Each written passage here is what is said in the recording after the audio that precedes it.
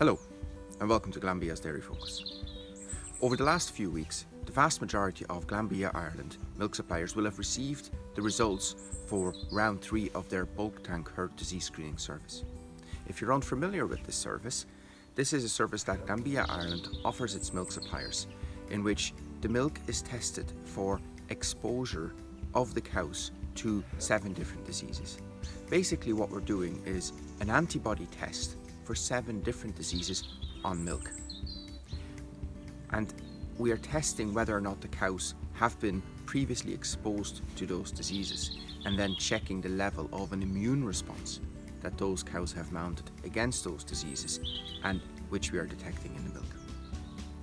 Now, immune response can also arrive from vaccination. And for most of the diseases on the panel that we're testing for that can be vaccinated against, it's very difficult to tell the difference whether the immune response came from exposure to the actual disease or whether the exposure is there because of vaccination. An example where this is not the case is IBR, where we can tell the difference.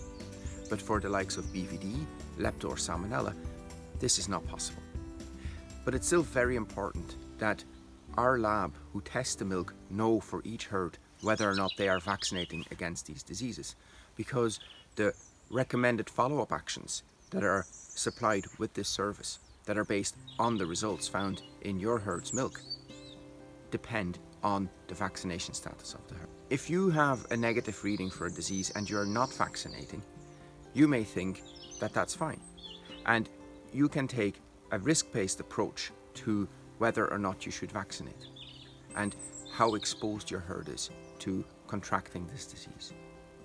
If you are not vaccinating against a particular disease, but the reading is showing positive, that means that you have animals in your herd that were exposed to this disease in the past, and depending on the disease, they may still be carrying it. And you really should think about a vaccination plan then for those diseases where the bulk tank is saying exposure is there, but there is no vaccination in place.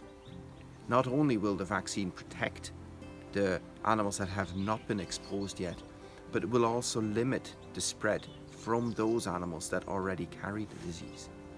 So it's a twofold action that you get by the vaccine, and it really protects the animals and the herd as a whole. For diseases that you cannot vaccinate against, which we also test for, being Neospora, the Ostertasia or stomach worm, and liver fluke. Now, for Neospora, not only is there no vaccine available, there is also no treatment. So if your herd bulk tank results show that Neospora is in the herd and that your cows have been exposed to Neospora, the next step would be to do individual animal testing in late lactation, either on milk or blood, and identify those cows in your herd that are positive, and then make a plan from there depending on how widespread the exposure has been. For the Ostertasia or stomach worm, right now is actually a good time to look at those results. The cows have been grazing for a good few months. Weather conditions have obviously varied during the grazing season, but you will find that exposure to stomach worm in general has increased during the grazing season. You may choose to go and treat those animals now.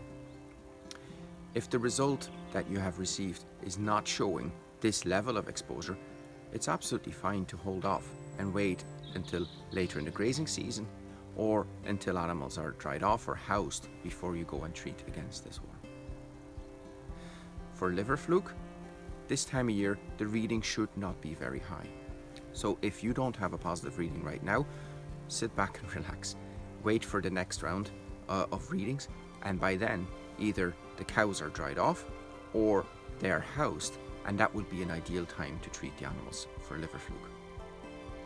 If you have a split calving herd and you now have your autumn calving cows dried off, you may want to look at liver fluke again, because it may be the only option you have to go and treat those animals now.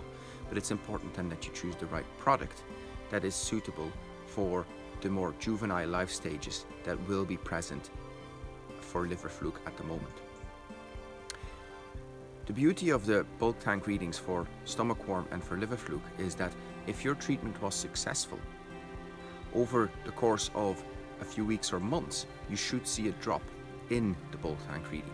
So usually we see this drop over the winter. During the housing period, if treatment was successful at the start of housing, there has been no further exposure against these parasites. So by the time round 1 of the next year comes around, which is usually in the middle of March, we see a low, or at least a much decreased level in the bulk tank for stomach worm or liver fluke. If you are not seeing this drop for those diseases, then you may need to look at the product that you're using, whether the timing is wrong for that product or the product is not suitable at all for that disease. And you may want to look at the grazing protocols as well, because they have a huge impact on parasite exposure. If you're not already involved in this service but you would like to be, please talk to your farm development manager and they can set you up to start in the first round of 2022 and get your readings going. If you want any more information on this topic, please talk to your local Glanbia representative or log on to glanbiaconnect.com.